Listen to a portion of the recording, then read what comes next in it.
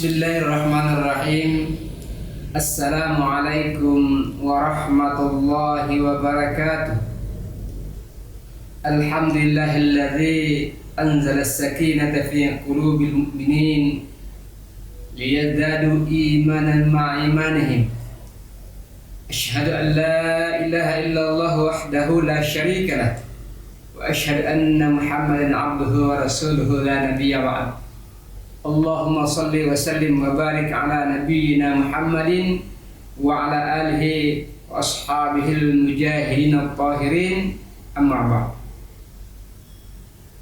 Kaum muslimin wal muslimat, pelaksana ibadah puasa yang insyaallah dirahmati dan dimuliakan Allah Subhanahu wa taala. Alhamdulillah, kita bersyukur Allah Subhanahu wa taala. Inna Allah Subhanahu wa taala memberikan kesempatan kepada kita untuk bersua kembali bulan suci Ramadan sebagai bentuk untuk kita memperbaiki kesalehan pribadi kita, kesalehan intelektual kita, kesalehan sosial kita, sebagai langkah untuk mendekatkan diri Allah Subhanahu wa taala. Kemudian kita berselawat kepada Rasulullah Muhammad sallallahu alaihi wasallam yang syafaatnya kelak kita nantikan dia yaumul qiyamah.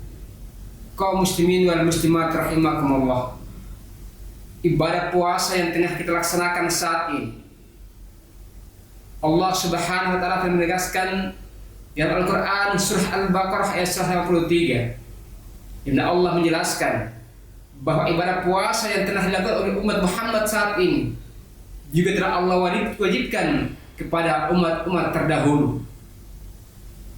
Allah Subhanahu wa taala bertujuan mewajibkan ibadah puasa kepada umat-umat terdahulu adalah sebagai satu tujuan untuk mereka mendukung program kenabian, itu tauhid kepada Allah Subhanahu wa taala.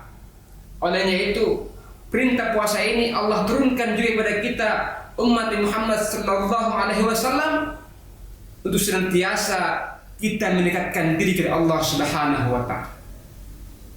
Mendekatkan diri dalam arti kita ikuti apa yang diperintah Allah dan Rasulnya, dan meninggalkan apa yang menjadi larangan Allah dan Rasul. Umat-umat terdahulu Allah berikan kewajiban untuk melaksanakan ibadah puasa. Nabi Adam pernah melakukan ibadah puasa. Nabi Nuh di atas bahtera ketika Allah turunkan musibah, dia melaksanakan puasa. Nabiullah Ibrahim alaihissalam pernah melakukan ibadah puasa ketika dibakar oleh Raja Namrud. Kemudian Nabi Musa alaihissalam pernah berpuasa selama 40 hari ketika bermunajat di Bukit Tursina.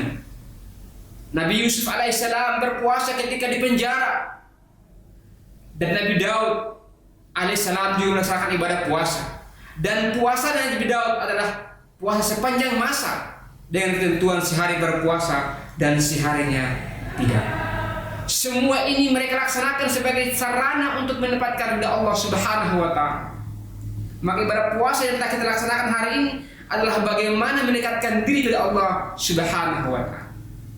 Oleh karena itu, di dalam melaksanakan ibadah puasa ini, Allah dan Rasulnya telah menjelaskan kepada kita bahwa banyak sekali keutamaan-keutamaan, hikmah-hikmah, kaidah-kaidah dan fadilah-fadilah yang Allah persiapkan bagi hambanya yang betul-betul melaksanakan ibadah puasa imanan wa ihtisaban. Man shoma ramadhana imanan wa ihtisaban ghufira lahu ma taqaddama min dzambi. Barang siapa yang melaksanakan ibadah puasa dengan iman dan mengharapkan ridha Allah Subhanahu wa taala, maka pasti Allah akan menghapuskan dosa-dosanya yang telah lalu. Ini sebuah harapan bagi kita.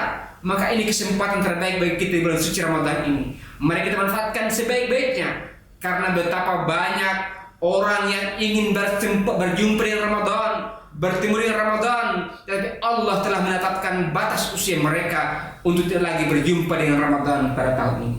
Oleh itu jamaah kaum muslimin wal muslimat rahimakumullah, kita yang berkesempatan oleh Allah melaksanakan ibadah puasa tahun ini, mari kita gunakan dengan sebaik-baiknya untuk sebagai sarana mendekatkan diri kepada Allah Subhanahu wa taala. Berbagai macam keutamaan hikmah yang dapat kita peroleh dari pelaksanaan ibadah puasa hari ini. Yang dapat kita dapatkan adalah yang pertama, jamaah kaum muslimin rahimakumullah, Di dalam Al-Quran Allah menyebutkan bahwa tujuan daripada puasa adalah la'allakum tattaqun. Kata la'allakum tattaqun ini kalau kita artikan, maka ketakwaan yang kita peroleh dari sebuah pelaksanaan ibadah puasa bukan hanya pada saat kita melaksanakan ibadah puasa, tetapi yang diharapkan dari sebuah proses ibadah puasa adalah bagaimana takwa yang kita hasilkan, yang kita pertahankan sesudah Ramadan ini berlalu. Ini yang diharapkan bagi orang-orang yang melaksanakan ibadah puasa. Kaum muslimin wal muslimat rahimakumullah, ada 4 hikmah besar yang dapat kita peroleh dari pelaksanaan ibadah puasa kita. Hikmah yang pertama yang bisa kita peroleh dari pelaksanaan ibadah puasa adalah puasa senantiasa melahirkan manusia-manusia yang jujur. Betapa tidak kaum muslimin wal muslimat rahimakumullah, orang yang berpuasa sekalipun di tempat yang sunyi, tidak dilihat oleh siapapun, tetapi beliau tidak mampu untuk melanggar atau membatalkan puasanya, karena dia sadar bahwa Allah senantiasa melihatnya, Allah senantiasa bersamanya, sehingga dia tidak bisa melakukan perbuatan-perbuatan yang dapat mengurangi atau bahkan membatalkan ibadah puasanya. Maka diharapkan dari puasa yang kita laksanakan saat ini akan menghasilkan manusia-manusia yang jujur dalam pekerjaannya, jujur dalam keluarganya, jujur di tengah-tengah masyarakatnya, dan jujur dimanapun ia berada. Rasulullah Muhammad SAW dalam sebuah hadisnya menjelaskan kepada kita, alaikum bisidqi, inna sidqa ilal birri, innal birra yahdi ilal jannah. Berbuat jujurlah kalian, karena sesungguhnya kejujuran itu akan mendekatkan kepada kebaikan, dan kebaikan itu akan mendekatkan kepada surga. Kemudian hikmah yang kedua, dengan puasa Ramadan yang kita laksanakan pada saat ini akan menyadarkan diri kita bahwa segala sesuatu yang kita miliki adalah sesungguhnya titipan dari Allah Subhanahu wa Ta'ala. Pangkat, jabatan, status sosial, harta, anak dan istri yang Allah berikan kepada kita, semua adalah titipan dari Allah Subhanahu wa Ta'ala. Sehingga puasa menyadarkan kita bahwa segala fasilitas hidup yang Allah berikan kepada kita adalah titipan yang suatu saat nanti Allah Subhanahu wa Ta'ala akan mengambilnya. Olehnya itu, sebagai contoh, kita sedang berpuasa, kita memiliki makanan minuman di rumah yang telah kita beli dengan uang kita sendiri, yang itulah hak kita, kepunyaan kita, milik kita. Tetapi ketika kita sedang berpuasa, maka tidak boleh menyentuh seteguk pun dari minuman yang kita miliki. Dan kita sadar bahwa ini adalah milik Allah Subhanahu wa Ta'ala, dan Allah mengizinkan kita untuk mencicipinya ketika Allah mengizinkan berkumandangnya azan maghrib. Kemudian hikmah yang ketiga adalah menyadarkan diri kita akan kelemahan dan kekuatan adalah dari Allah Subhanahu wa Ta'ala. Manusia adalah makhluk yang lemah. Sekalipun seorang penguasa, seorang panglima yang hebat, seorang jago bela diri dunia sekalipun, ketika melaksanakan ibadah puasa, pertengahan ibadah puasa, ia akan merasa haus, merasa lapar, merasa letih, merasa lesu, bahkan ingin membatalkan ibadah puasanya. Kenapa? Karena kita sadar bahwa kita adalah manusia yang lemah, makhluk yang lemah. Kekuatan hanya Allah Subhanahu wa Ta'ala yang berikan kepada kita. Dan kekuatan yang Allah berikan kepada kita seiring dengan berkumandangnya azan maghrib, maka disitulah Allah berikan kekuatan kepada kita untuk kembali meneguk segelas minuman hangat, untuk kembali menyegarkan diri kita. Dan disitulah kita sadar bahwa dari kita lemah, kekuatan hanyalah atas izin Allah Subhanahu wa Ta'ala.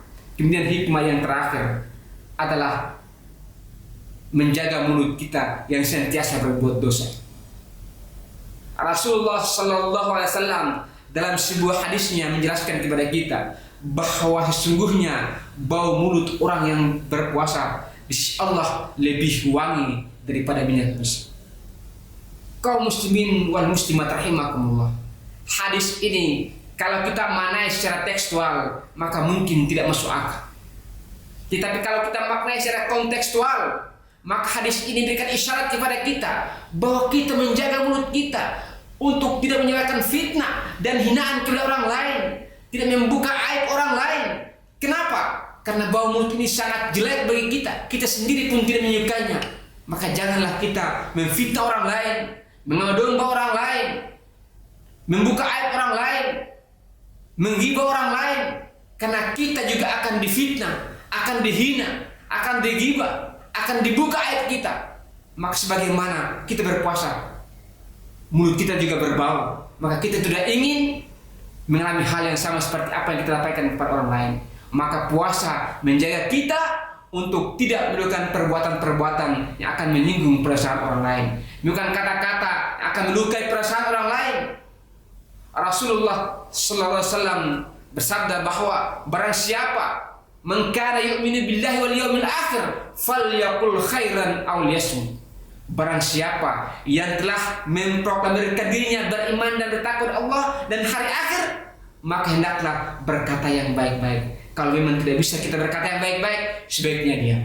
Inilah 4 hikmah besar yang dapat kita peroleh dari pelaksanaan ibadah puasa. Semoga Allah Subhanahu wa taala menerima ibadah puasa kita dan mendapatkan ganjaran sebagaimana yang diberikan kepada umat-umat yang berpuasa. Demikian usikum wa nafsi bitaqwallah. Wassalamualaikum warahmatullahi wabarakatuh.